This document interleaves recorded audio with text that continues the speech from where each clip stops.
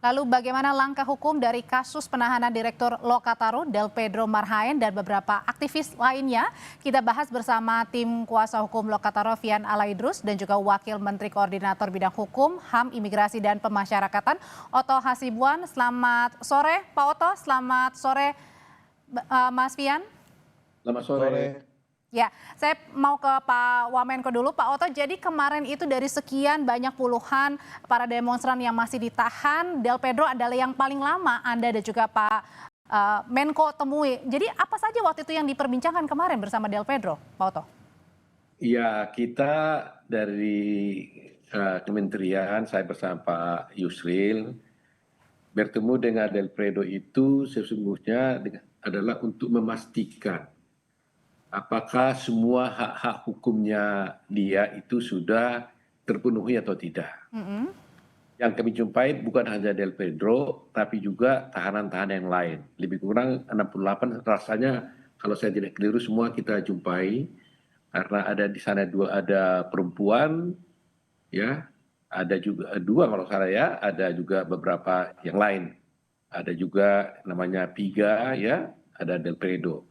Nah, yang kita bicarakan pada Del Pedro adalah karena kebetulan dia jumpa dengan kami, langsung dia bilang, waduh, terima kasih Pak Oto, terima kasih Pak Yusril, dia bilang, artinya kita kan saling berkenal, karena dia juga kalau saya tidak keliru kan lawyer juga di kantornya rekan kami juga ada Haris Azhar gitu ya. Jadi memang naturalnya kita sebagai background lawyer juga sudah memahami lah bagaimana, boleh dikatakan walaupun saya sudah tidak berpraktek, tapi kan kalau dia lawyer masih aktif tentu ini kan teman sejawat sebenarnya. Tetapi kami datangkan dalam kedudukan bukan sebagai lawyer tapi sebagai wakil menteri koordinator, sehingga kita bertanya apakah semua hak-haknya sudah dipenuhi, apakah lawyernya sudah punya, apakah diberikan kesempatan untuk membela diri, termasuk apakah ada perlakuan-perlakuan yang menyimpang, umpamanya Pak Oto. pemaksaan. Jadi keresahan-keresahan apa sebenarnya yang mungkin saja menjadi tanda tanya sehingga ingin dikonfirmasi langsung oleh Bapak dan juga Pak Menko sehingga datang ke Polda menemui Del Pedro? Iya, kita ini kan Menko ini kan mempunyai tupoksi kan bahwa dalam penegakan hukum ini kita menghormati hak asasi manusia. Jadi kita selalu memperhatikan jangan sampai dalam penegakan hukum apapun jangan sampai ada pelanggaran hak asasi. Jadi sekiranya pun terjadi hal seperti ini terhadap Del Pedro atau yang lain-lain, terlepas salah atau tidak, tapi hak-hak dia harus dipenuhi, ya gitu. Dan kita makanya saya ajak kita bertemu dengan Kapolda, ya kan? Ada Wakapolda, ada direkturnya bersama-sama ke sana. Kita datang, kita lihat gitu. Dan ternyata kita tanya Del Pedro, dia bilang juga semuanya fine-fine aja, tidak ada masalah.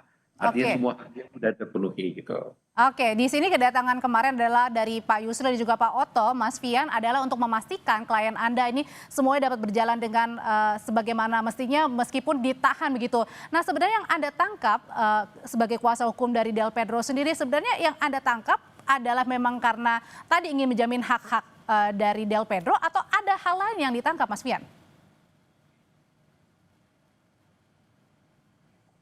Mas Fian? Iya, Mbak, Prof. Oto. Halo, ada suara Mbak? Silakan. Halo, tes. Iya. Mungkin ada hal lain saya nggak bisa tafsirin karena itu di dalam hatinya Prof. Oto sama Pak Yusril aja yang tahu, tuh sama Tuhan yang tahu. Yang Anda tangkap Tapi gini, aja. Mbak, yang saya tangkap adalah jangan sekedar menjadi sebuah momentum politik gitu ya, Prof. Oto. Saya paham betul ada kunjungan untuk memastikan hak-hak Del Pedro, tapi kalau kita mau apresiasi juga Prof, di saat kita mengapresiasi tapi kondisi Del Pedro, Viga, Sahdan, Mujafar, Sam di Kediri, ada kebebasan yang direnggut gitu. Makanya memang pasti Prof Oto lebih paham bagaimana harus menggunakan hukum pidana digunakan tidak serampangan karena ada martabat ataupun hak asasi manusia yang akan direnggut. Kalau nanti ujung-ujung diskusinya mau dibawa, ya nanti ada proses hukum di pengadilan, ya kita end of discussion, buat apa ada Kompas TV buat acara begini kan, Prof. Tapi maksud saya ada juga fakta-fakta yang unik, begitu Prof Oto datang sama Pak Yusril datang, itu beda sekali dengan kami, bahkan orang tua yang datang gitu. Bahkan tadi baru beberapa tokoh dan juga beberapa penasihat hukum datang. Pembedanya di mana nih? orang tuanya Sahdan sampai jam 3 lewat tidak bisa bertemu dengan Sahdan. Bayangkan. Ini saya tahu ada SOP, ada aturan, tapi jangan sampai SOP aturan itu justru membatasi hak keluarga untuk melihat anaknya sendiri. Kalau mau dibilang antara Prof. Otto sama Pak Yusril lebih dekat mana sama orang tuanya Sahdan, kan harusnya lebih diutamakan orang tuanya Sahdan. Tapi apa? Saya nggak mau terlalu panjang di situ, tapi saya mau bilang bukan karena Prof. Ottonya, bukan karena Pak Yusril, tapi ada melekat kewenangan-kewenangan sehingga Prof. Otto, Pak Yusril diistimewakan. Nah, ini di mana quality before the law. Nah, tapi saya mau bilang Prof. Otto, gunakan kewenangan yang diamanahkan kepada Prof. Otto untuk mengoreksi. Kita tahu ada independensi kepolisian, tapi jangan sampai eh, ini bukan dilakukan untuk penegakan hukum, tapi ini saya rasa ini beyond beyond hukum, Prof. Mas Jadi Fian, gunanya Prof adalah untuk ya mengoreksi, ada upaya koreksi. Jangan lagi ceramah hukum di situ, Prof Yusril, karena ada teman-teman LBH, ada teman-teman TAUD, udah pasti ada saksi, ada charge, ada saksi ahli, tentu itu. Tapi kita mau ada wajah negara, Prof, untuk berupaya mengoreksi.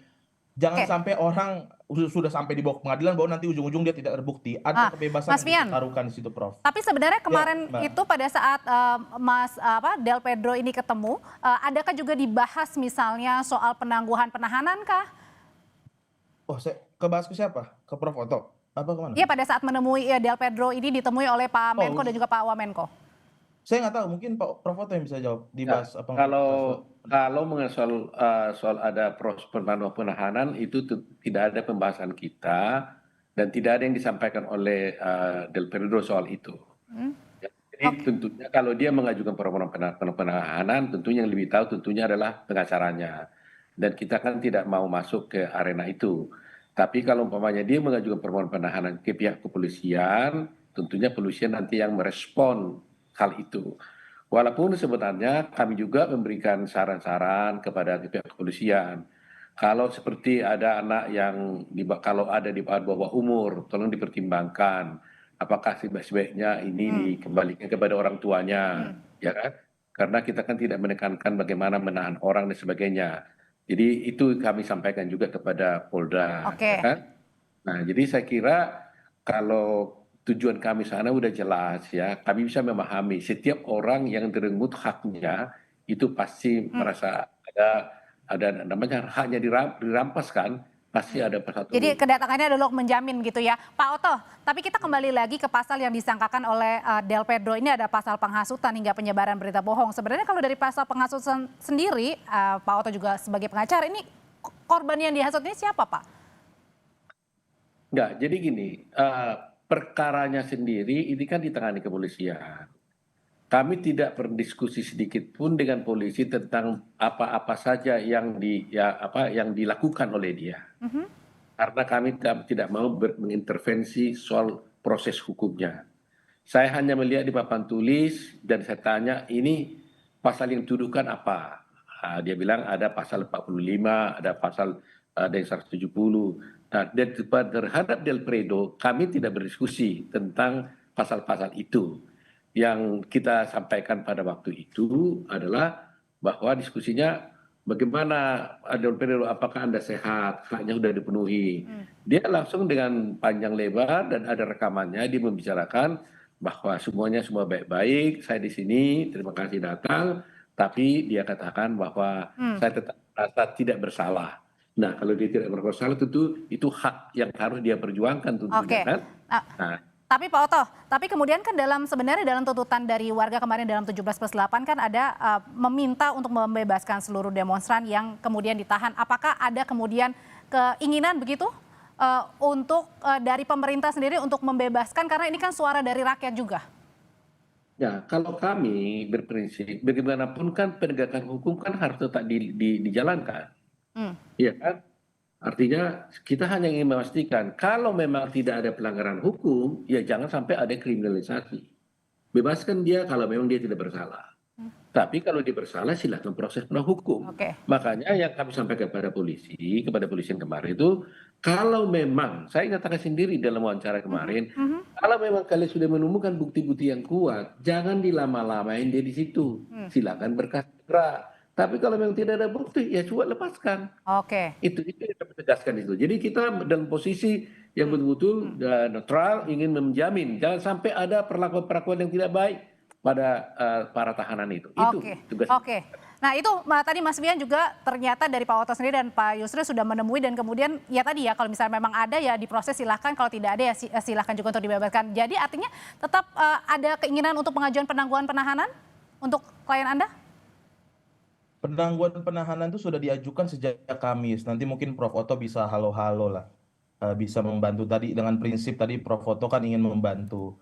Ya makanya sejak awal kami melihat jangan sampai Prof. Yusril, Prof. Oto berhenti pada sekedar ornamen politik saja. Betul memastikan tidak adanya pelanggaran-pelanggaran hukum bahkan hak asasi manusia. Tapi mesti dipastikan apa-apa yang telah kami lakukan tim hukum, tim TAUD, LBH Jakarta segala macam. Dari sejak Kamis minggu lalu, saya lupa tanggalnya, surat penangguhan terhadap Del Pedro, Syah, dan Mujafar itu sudah diajukan. Tapi sampai sekarang belum ada informasi tanggapan apapun. Di sini kan terlihat juga Prof, Mbak, kita lihat ada ketimpangan gitu loh Prof. Kasus Del Pedro, kasus Mujafar, Viga, konversinya Polda ini 3 kali sehari. Tapi terhadap orang-orang ditangkap, orang-orang yang meninggal, apa penjelasan dari pihak kepolisian? Tidak ada sama sekali. Nah tadi kembali kalau relevan dengan tuntutan 17+8, ayo coba dengan kewenangan Prof. Oto, Pak Prof. Yusril, gunakan kewenangan itu. Kalau saya rasa Pak Prof. Oto tidak bisa netral dalam kondisi ini. Negara harus hadir terhadap orang-orang yang rentan, orang-orang yang dipinggirkan. Di situ fungsi negara seperti tweetnya Pak Yusril jelaskan ada analogi soal Bung Karno di bawah pengadilan. Kalau gitu, jangan sampai saya rasa Prof. Oto harus ambil peran-peran di situ, Prof. Oke, jadi itu harapannya. Terima kasih kalau gitu Pak Wamenko, Pak Oto Hasibuan dan juga Mas Fian sudah berbagi pandangan di Kompas Petang. Saudara, setelah jeda kami kembali dengan informasi dari Menkyu Purbaya Yudi Sadewa rapat perdana dengan Komisi 11 DPR. Purbaya yakin anggota Komisi 11 DPR soal kemampuannya mengelola masalah ekonomi termasuk soal keuangan negara.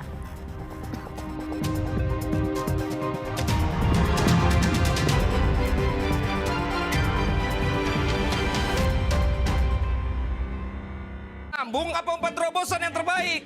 Ridho! Seger-seger Luwak White Coffee. Luwak White Coffee with sugar dulu. Luwak White Coffee less sugar